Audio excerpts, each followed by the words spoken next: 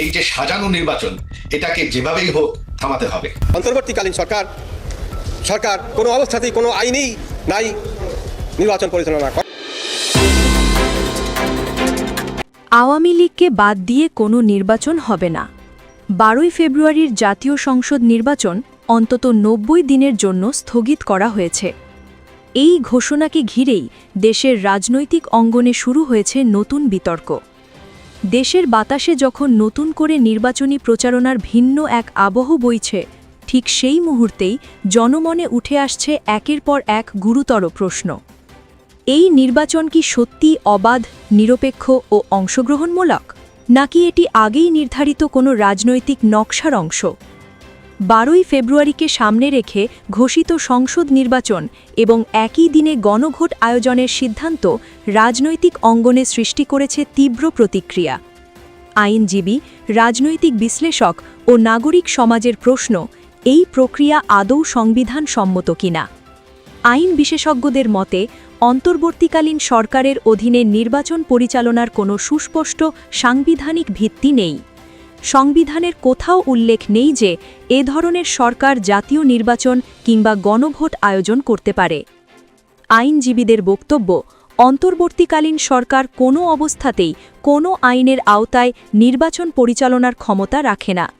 এই প্রক্রিয়াটি একটি সাজানো নির্বাচন এবং যে কোনো উপায়ে এটি বন্ধ করা জরুরি।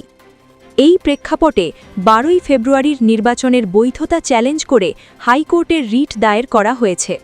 রিটে স্পষ্টভাবে বলা হয়েছে এই নির্বাচন বাতিল করা হোক অথবা অন্তত 90 দিনের জন্য স্থগিত রাখা হোক। আইনজীবীরা আরও বলছেন, একটি গ্রহণযোগ্য ও বিশ্বাসযোগ্য নির্বাচনের জন্য সর্বদলীয় অংশগ্রহণ অনিবার্য। দেশের অন্যতম প্রধান রাজনৈতিক দলকে বাদ দিয়ে নির্বাচন হলে তা কখনোই গণতান্ত্রিক বা বৈধ হতে পারে না। এই বিতর্কের মাঝেই আওয়ামী লীগকে নিষিদ্ধ করে নির্বাচন আয়োজনের বিষয়টি নতুন করে উত্তাপ ছড়িয়েছে রাজনীতিতে।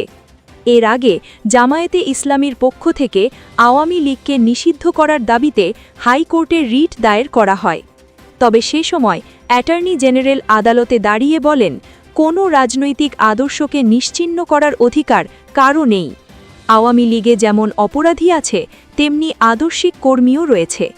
এদিকে দিল্লি থেকে দেওয়া এক বক্তব্যে আওয়ামী লীগ সভাপতি শেখ হাসিনা এই নির্বাচন ও গণভোটকে সরাসরি অবৈধ বলে উল্লেখ করেন। তার বক্তব্যে তিনি বলেন, হ্যাঁ না ভোট দিয়ে গণভোট, এর সাংবিধানিক ভিত্তি কোথায়? কার অনুমতিতে এই গণভোট আয়োজন করা হচ্ছে? তিনি আরও দাবি করেন, আওয়ামী লীগকে বাদ দিয়ে নির্বাচন করার একটাই উদ্দেশ্য, কারণ অবাধ ও নিরপেক্ষ নির্বাচন হলে আওয়ামী লীগই জয়ী হবে। আজও জনগণের আস্থা আওয়ামী লীগের ওপর রয়েছে।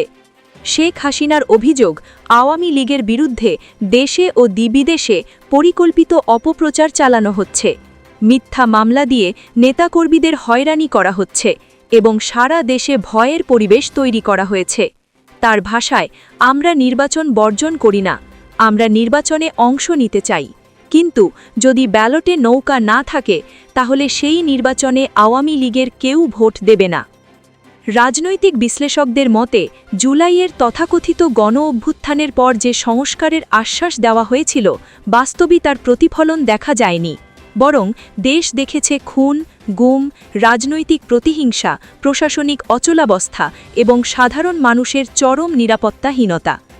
সংস্কারের নামে যারা একসময় নির্বাচন না করার কথা বলেছিল, তারাই এখন ক্ষমতা পোখত করতে নির্বাচনের পথে হাঁটছে, এমন অভিযোগ উঠেছে রাজনৈতিক অঙ্গনে।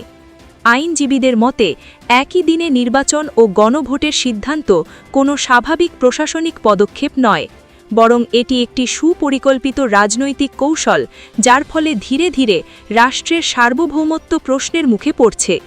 প্রিয় দর্শক, নির্বাচন মানেই শুধু ক্ষমতার পালাবদল নয়, এর সঙ্গে জড়িত দেশের ভবিষ্যৎ, গণতন্ত্রের অস্তিত্ব এবং জনগণের নিরাপত্তা।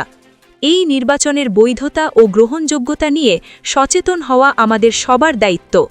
এই নির্বাচন নিয়ে আপনার মতামত কমেন্টে জানান।